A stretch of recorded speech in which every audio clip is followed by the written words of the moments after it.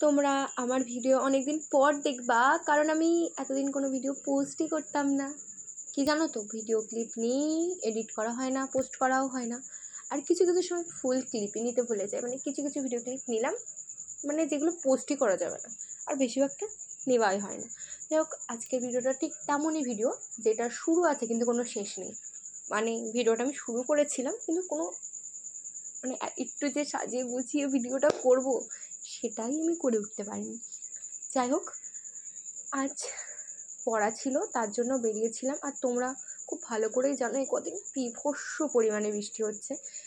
এই ভিডিওটা ঠিক কদিন আগের, মানে 2-3 দিন আগে, যখন বীভৎস পরিমাণে বৃষ্টি হচ্ছিল তখনই আমাদের পড়া ছিল।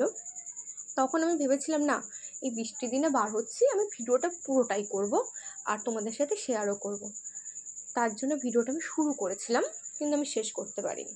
আর বেশিরভাগ সময় আমার সাথে এটাই হয়, আমি ভিডিও শুরু করি, শেষ করতে পারি না, না হলে ভিডিও ক্লিপগুলো নিই, আমার এডিট করে ওঠা হয় না।